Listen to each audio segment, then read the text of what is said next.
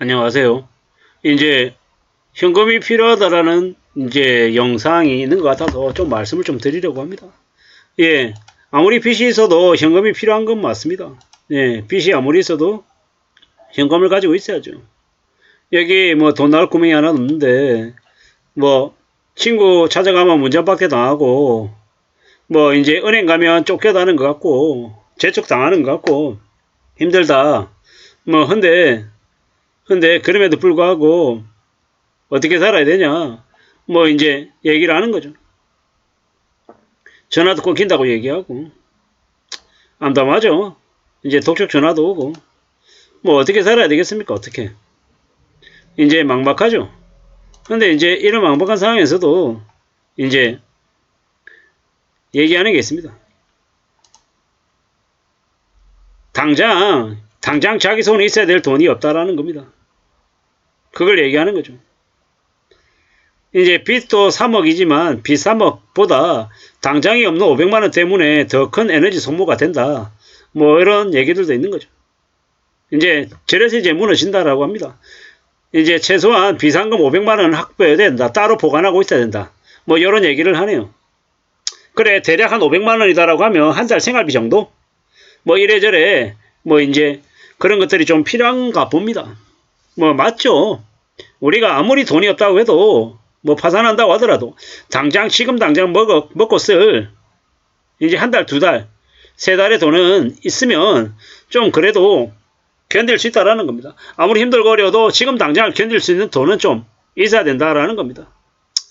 여기 이 영상에서는 얘기하는 게 3천만 원을 얘기합니다. 3천만 원이면 짧게는 6개월에서 길게는 한 1년 정도 버틸 수 있는 이제 진짜 자금이다라고 얘기하는 거죠. 그리고 사업에 실패한 사람들이 재기할 수 있는 그 최소한의 힘이 적으라는 거네요. 3천만 원 이상의 비자금을 마련하라고 얘기하는 거예요. 그러면 100%는 아니어도 한 80% 정도의 문제는 해결할 수 있다라고 하네요. 압박하는 건 절대적인 빚보다는 생활 속에 있는 그 빚으로 엮여있는 아주 작은 그런 것들이라는 겁니다.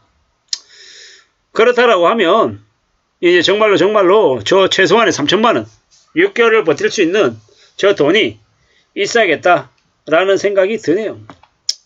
빚을 해결하는 방법을 얘기를 해준다라고 하는데 빚을 지면 목표를 낮춰잡게 되고 위축이 되고 자신감이 떨어지고 이래저래 힘들어진다라고 하는데 좀 잘 생각해 보자고요. 빚 갚는데 절대적인 돈을 다 쓰는 거는 별로라고 얘기하네요.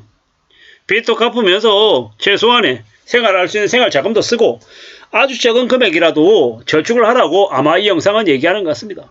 그래야 이제 흔들리지 않고 휘둘리지 않고 살 수 있다라고 이야기하는 것 같습니다. 그렇죠. 빚을 갚아가는 시간들은 힘듭니다. 고통스럽습니다. 하지만 그 고통스러운 것 말고 아주 작더라도 희망을 품고 살 수 있는 그런 행동들, 그런 것들이 필요하다라는 거죠. 이제 빚을 갚는 동안에 많이 힘들고 많이 어려울 수 있는데 그럼에도 불구하고 최소한의 이제 살아갈 수 있는 여지, 힘 이런 것들은 이제 축적해 나갈 필요가 있다라고 이야기하는 거죠. 이래저래 휘둘리지 않고 절제력이 사라지는 걸 막기 위해서 이제 말하는 겁니다. 좀 이제 대비하는 모습들이 필요하구나. 저도 그렇게 생각합니다. 좀 이렇게 움직여 나갈 필요가 있는 거죠. 저는 사실 여기에 100만 원을 나에게 투자한다? 이건 아니라고 생각하고요. 이건 좀 아니고 빚을 갚는데 뭐 예를 들어 500만 원을 쓸 수 있다라고 하면 빚 갚는데 250만 원.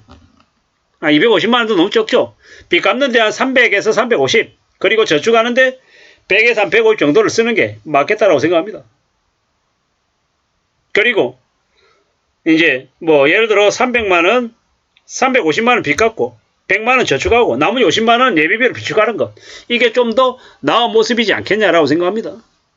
뭐 지금 같은 시기에 뭐 투자를 해야 된다? 뭐 이런 얘기 나오고 싶지 않고요. 왜냐?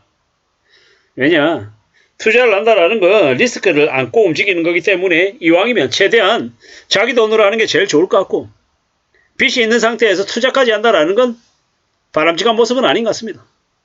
저는 그냥 여기에서 얘기하는 3천만 원의 힘, 그러니까 정말 군기에 내몰렸을 때 정말 비상시에 쓸 수 있는 3천만 원 정도가 있어야겠다. 요 말에 이제 동의하는 거고요.